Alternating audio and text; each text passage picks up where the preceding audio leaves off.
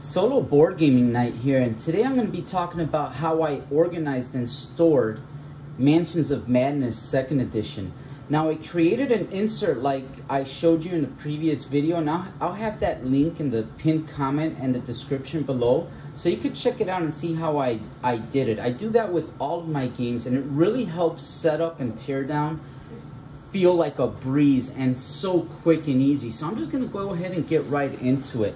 I'm really looking forward to playing this game because even though I felt lukewarm to it when I first played it, when I first got into the hobby a little over a year ago, playing Descent Legends of the Dark has really made me re-spark that interest and really made me want to revisit it and check it out. I only tried one scenario, and I'm pretty sure there's a lot of other scenarios that might call my attention. I really want to give it a shot now. I remember back then it used to be one of those things that I used to look at the time and it'd be like, wow, 2 hours or 3 hours for a board game? That's ludicrous. I'll never do that.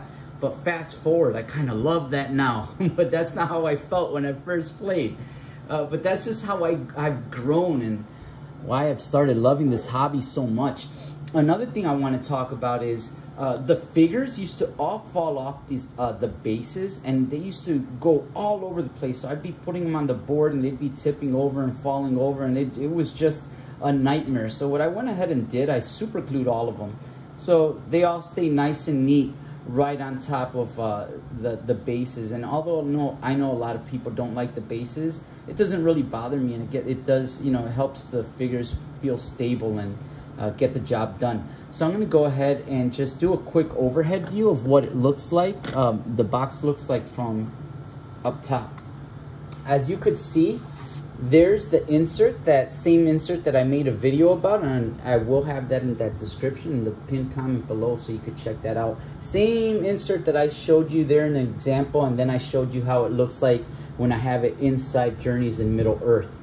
So here in the corner, oh, the shadow, right here where my finger's pointing, this is where the character cards are. So when I pull them out, you'll know exactly what I'm talking about. Those are the player cards. I ended up putting it there because this is a nice little space in which it fits. So I'm going to go ahead and just start removing all the contents, starting with the Cthulhu itself. A little quick fun fact. Since I first got in the hobby a year ago when I bought this game, I never glued this together, and today when I picked it up it just fell apart, so I went ahead and I super glued it really quick, so it should be no problem right now.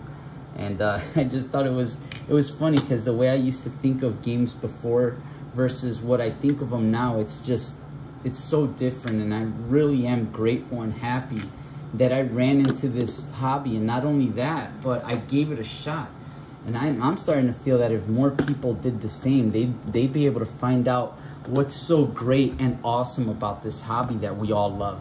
So right here I'm going to go in the overhead real quick, and you're going to see that I have my tokens, and here on the left side, as you could tell, I ended up leaving a space between the insert and this storage box that I have.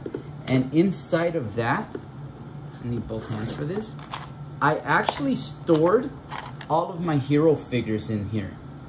So I'll just choose who I want to play as and just pop them out and start going from there. So I think this is a nice little touch. And right here we have our tokens that we play with. Another thing that really helps with the organization and making this game such a quick and easy setup is having a good storage container in which you could put all your tokens in. And obviously here on the side are all the different characters that you could play as. So I'm going to go ahead and place this back in the box just so you guys see how I do it. Here's the player cards, and it goes in that little space that I talked about in that corner right there. And the characters. So yeah, when I made the top 10 video, I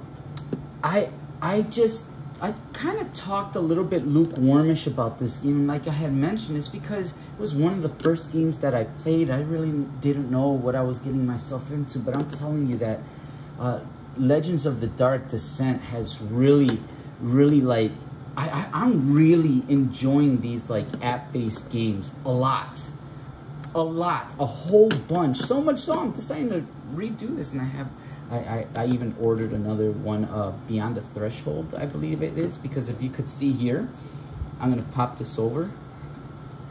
There's some space there. So I'm like, I need to fill it up. So I decided to do that. Now that's how I have the figures, some of the big figures, the character figures, and the cards. But here on this other box, I just came up with another simple solution because I do not have them in one big box. So I did just separate and put all of the villains in one box nicely together, and they're all organized, grouping them with the group that they belong with. And once again, I'm going to pull these guys out as an example. These guys were the biggest. Oh, these were the biggest offenders when it came to falling off the base. It was ridiculous. But as you could see, I set them up to look like they were the mob that they are. And the more I look at this, the more I really want to play the game. I'm just so excited to give it a try. That's all thanks to Descent, by the way. So yeah, that's how I took care of that. And basically, in my other box, this is where I store all the manuals for. I have Horrific Journeys, Path of the Serpent, Streets of Arkham, and the original game itself, the base game. And in order, I have gone ahead and I did put them in alphabetical order, if I'm not mistaken. So yeah, they're in alphabetical order. So anything I'm looking for, I will find it in alphabetical order. So this is probably the most time-consuming part when you're setting up the game or while you're playing the game. But that's just because I put it in alphabetical order. But at the same time, it's kind of easy to put it back. But I would say this is probably the biggest time sink. But I already did most of the work, and I wonder if is this a big tile? Oh yeah, it's a big tile. I forgot about that. There's a big tile under there.